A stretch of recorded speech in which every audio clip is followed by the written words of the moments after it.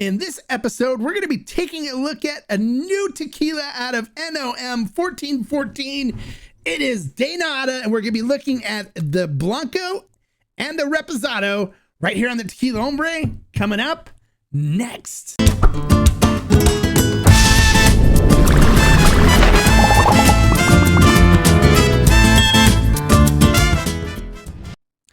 Welcome to this episode of the Tequila Hombre. If you're new to the channel, welcome. And if you love tequila and agave spirits, make sure you subscribe by clicking the subscribe button below and the bell next to it.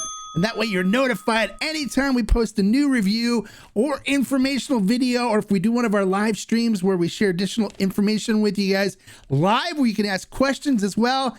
Make sure you subscribe so you don't miss any of the great information we share here on the Tequila Hombre. So today we're going to be taking a look at a brand new tequila. It is out of NOM 1414, Vivanco and Associates. It is De Nada, and they have sent me the Blanco and the Reposado for review. And as usual, when a brand does send me a tequila for review, you still get an honest and unbiased review. And that's the way it works. So that's exactly what you'll get. So let's not waste any more time. Let's get into the story of this brand. All right, unlike other reviewers, I like to give you guys a little story, background information about the brand so we know how it came about and what the deal is with it. So this particular brand, De Nada, was formed by two gentlemen who were college roommates. It's Adam Millman and his roommate, Danny. And they really learned it and grew it in a love for tequila while they were studying at Tulane University in Louisiana. Now, they really loved Siembra Azul and the Artenom 1414. And so when they decided to start their brand, they knew they wanted to go to Vivanco and Associates, which is 1414, which makes both of those tequilas. And so they traveled to Mexico to create this brand. They met with the Vivancos and with Sergio Cruz, and they developed the recipe for this tequila and tested it and did all the research and stuff until it got to the point where they said, yes, this is the tequila we want. And that is how De Nada was formed. All right, so let's not waste any more time. Now you know that you know the story. Let's see how this tequila is made. All right, De Nada tequila is made at NOM 1414, which name of the distillery is Vivanco and Associates. It is located in the highlands of Jalisco in the Los Altos region in the city of Arandas. The master distiller is Sergio Cruz, and the agave they use are all estate-grown Weber Blue agave grown there on the Vivanco's estate. After they're done harvesting the agave, they then cook it in a horno or stone brick oven for over 48 hours. This gives it lots of time for the beautiful starches to turn into beautiful sugars and to develop just a wonderful flavor that we liked of cooked agave, which is the cinnamon and baking spices. And then after it is done cooking, they allow it to cool, and then they extract the sugars from the agave fibers using a roller mill. After they're done extracting all the sugars from the agave fibers, they take the mosto or the honey and then ferment it in stainless steel tanks where they use wild yeast for this one. And they use classical music to help the yeast be happy and do their job. After they're done with fermentation, is then distilled twice in a copper pot still. It is bottled at 40% for the Blanco. The Reposado is aged for a minimum of 4 months in American oak barrels before it is bottled. You can find the Blanco on Ferment and Still for $42.99. And we also have the Reposado, and I don't know the price right off the hand, but I'll put a link to both of them below. So if you're interested in picking up a bottle, you can. All right, so that's how this tequila is made. Let's not waste any more time. Let's get into the tasting portion and see what this tequila is all about. All right, going up top to the pour cam. I am, of course, using my Denver and Liley agave glass, which is my go-to glass now for tasting tequila and agave spirits. We'll go ahead and pop the top off. Ooh, nice. Listen to that. Nice tight seal with an artificial cork on the bottle. So we'll go ahead and pour some into the glass now. And let's go up top and see what this looks like in the glass. All right, taking a look at this in the glass. It coats the glass very nicely. You can see the legs, tears forming on it. So it should have a nice viscous mouthfeel to it, which is what I like. Looking at the tequila itself, it is crystal clear and clean. Nothing going on with floating or anything. It looks great. All right, so let's see what we get on the nose on this.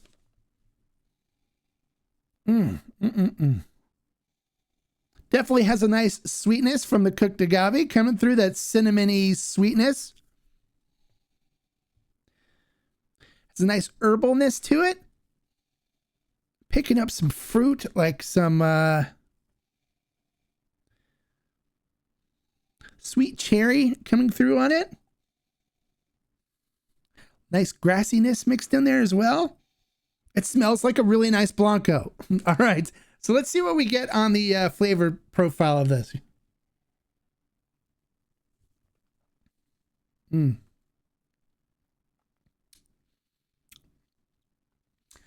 Little bit of heat on the entry. Beautiful, beautiful cinnamon and baking spices from the cooked agave coming up front. Does have a cherry-esque kind of fruitiness coming from it. Hints of vanilla in there. Little bit of grassiness coming through from the agave. It's slightly herbal as well. And I'm picking up a little bit of salinity, like from olive brine coming through on it as well. Really nice Blanco. I could definitely sip on this and enjoy it. So this is one I will keep on my shelf for sure. And if you're like somebody, if you're somebody that likes a really easy sipping Blanco, this is a very nice Blanco for that. So how would I rate this? I would give this one 4 agave. Nicely done, Adam. I'm going to enjoy this, and I'm sure everybody that tries it based on my recommendation will enjoy it as well. All right, let's get into the Reposado and do a tasting on that one next. All right, so I finished the Blanco. Now it's time for the, take a look at the Reposado. This is aged for a minimum of 4 months in American oak barrels. Looking at this one, coats the glass nicely. You can see all the legs and tears coming down the glass. So it's got a nice viscous mouthfeel to it. Looking at the color, it is a light amber color. Looks very nice. So let's see what we get on the nose on this.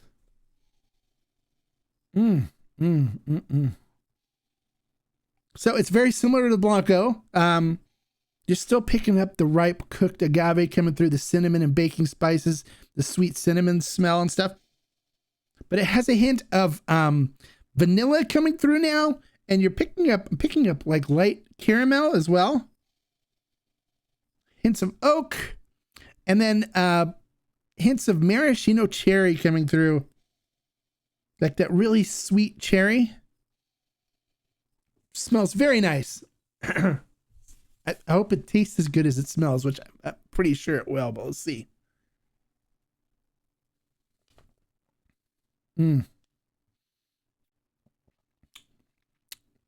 Very nice. Cooked agave is still there. That ripe cooked agave is still there with the cinnamon and baking spices.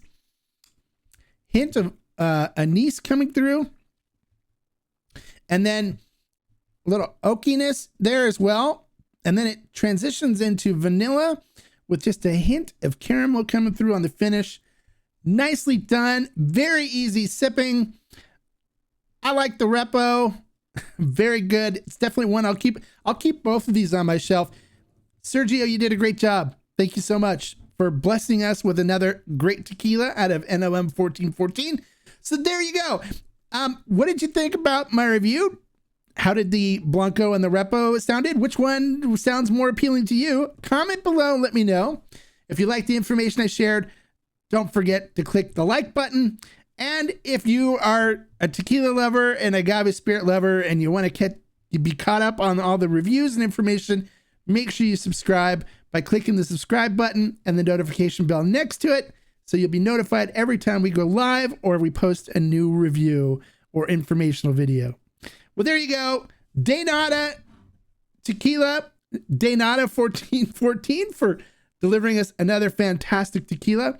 And until next time, like I always say, life is too short to drink bad tequila, so Daynada is one that you can carry in your bar. Salud.